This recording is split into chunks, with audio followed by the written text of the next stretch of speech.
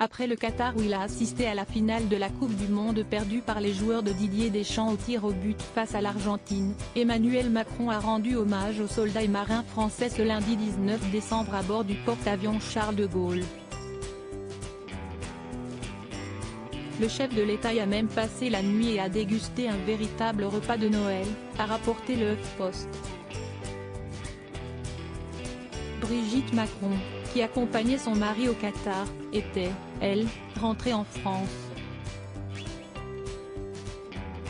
C'est à Sharm el-Cheikh en Égypte que le chef de l'État a été héliporté sur le Charles de Gaulle en mer Rouge.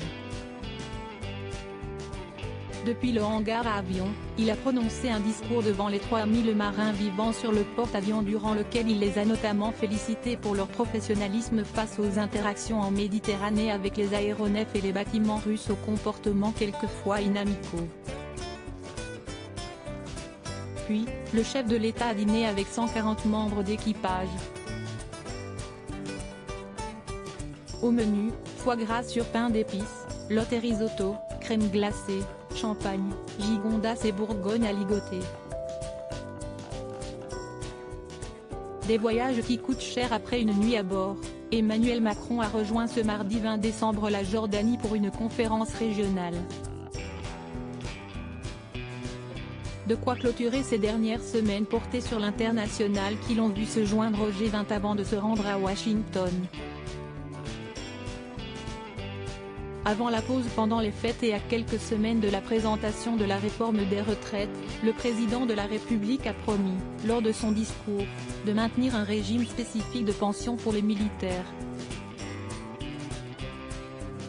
En se rendant à 2 reprises en 4 jours au Qatar, Emmanuel Macron en a agacé certains. Notamment à cause des coûts que cela a engendrés. En effet, ces voyages ont un prix et surtout, une empreinte carbone. Le Point a mis en lumière le coût de ces voyages, environ 500 à 1 000 €, soit 31 ans de SMIC. Quant aux tonnes de CO2 rejetées dans l'air par ces vols, elles sont très importantes.